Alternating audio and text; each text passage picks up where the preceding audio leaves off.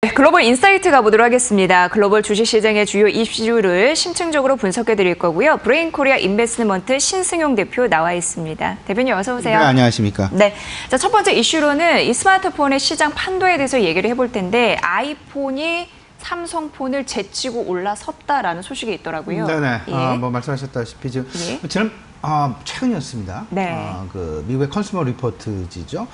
실질적으로 아이폰 11에 대한 시장 평가, 소비자 선호도 조사를 마쳤는데요.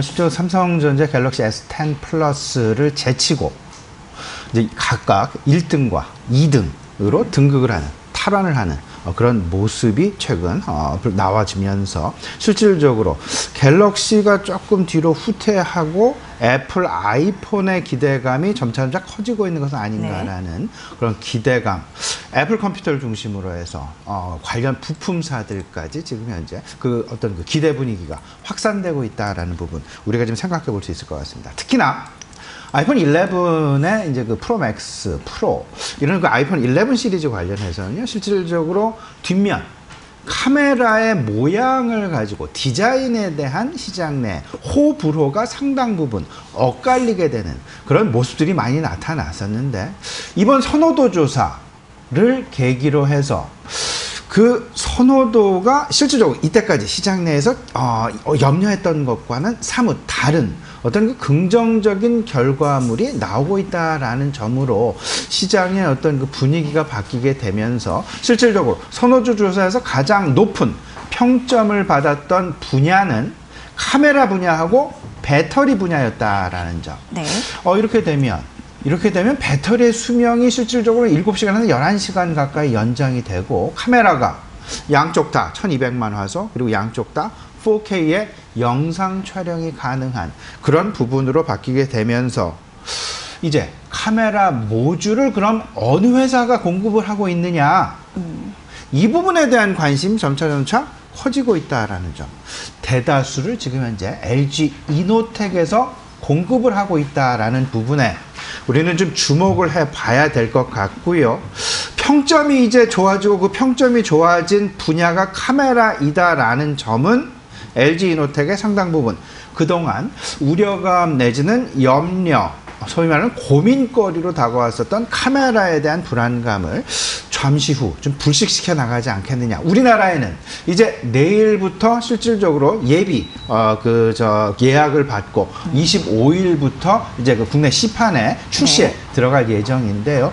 LG 이노텍 실제로 국내 인기도 이런 부분을 놓고 LG 이노텍의 주가가 사실상 향후 계속되는 모멘텀을 받을 가능성이 있을 것이다 라는 점. 마침 어제는 또 이런 얘기도 있었죠. LG 이노텍 관련해서 그 5G 통신 모듈칩, 퀄컴 기반의 통신 모듈칩을 개발을 했다라는 그런 호재까지 나와 있으니까 이 호재에 더해져서 아이폰 11에 대한 신제품 출시 모멘텀까지, 지난 삼성전자가 받아왔었던 삼성전자 갤럭시 폴드에 대한 신제품 출시에 대한 기대감, 여기에 어우러져서 LG 이노텍도 이와 유사한 아니면 이를 능가할 만한 어떤 그 모멘텀 받을 수 있지 않을까라는 생각 지금 가져보게 되는 그런 대목이 아닐까 말씀드립니다. 네, 스마트폰 1, 2위 애플이고요. 3위 삼성전자가 좀 밀려났습니다. 아이폰 11 시리즈 같은 경우에는 25일 국내 판매다라고 말씀하셨고, 관련주 LG 이노텍에 대한 관심 좀 필요하지 않을까 싶습니다. 잘 판단해 보시고요.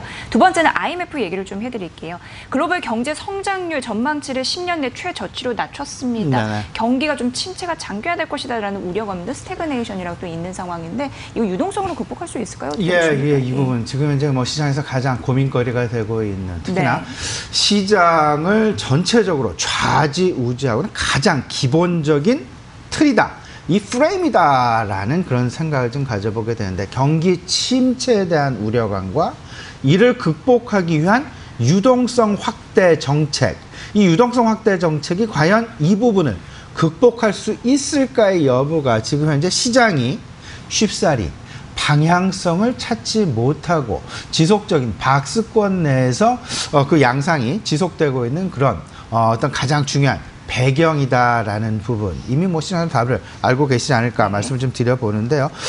말씀하셨던 대로 전망치 3.0%로 하향 조정 10년 내 최저치입니다. 지난 4월 전망치와 비교를 해보면 한 3%포인트, 0.3%포인트 하향 조정했고요. 여기서 중요한 부분.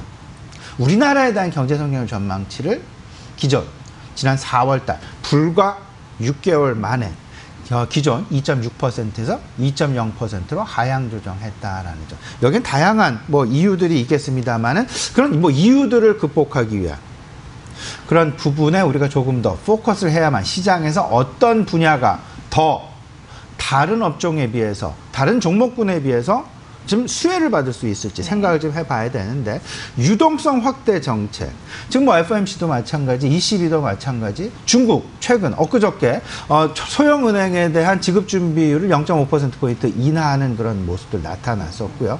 FOMC 특히나 최근 어제 발표됐었죠. 미국의 기대 인플레이션 5년 기대 인플레이션이 역대 최저치 2.2%를 기록하면서 실질적으로 10월 29일, 30일 개최될 FOMC에서 추가적으로 금리 인하 가능성이 상당 부분 높게 대두가 되고 있다라는 부분.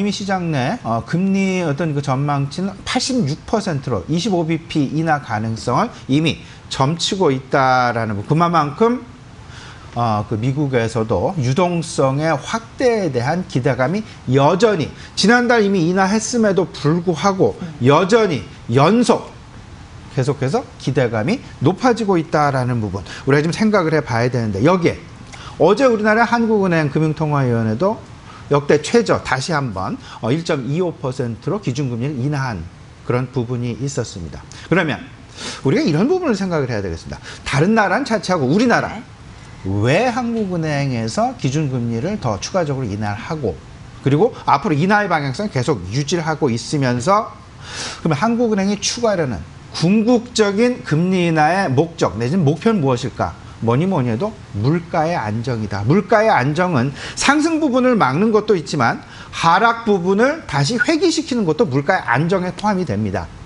그러면 지금 현재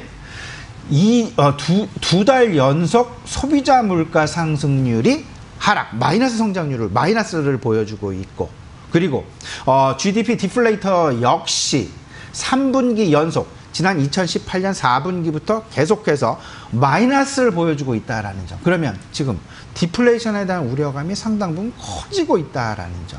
여기에 한국은행 지난 7월달 전망치 2.2%였죠. IMF가 이번 2.0으로 내린 상황에서 아마도 한국은행 조만간 우리나라 경제성장 전망치를 하향 조정하지 않을까라는 그런 어떤 그 생각 좀 가져보게 되는 부분이고요. 그러면 지금 현재의 상황, 장기 저성장과 디플레이션에 대한 우려감을 시장 내에서 조금 없애야 되거나 아니면 최소한 한국은행 금통위 입장에서는 면피는 해야 되는데 그의 목적, 물가 하락을 방어하는 데 목적이 있다. 물가 하락을 방어하기 위해서는 그러면 물가 안정의 필수 요건이 무엇일까?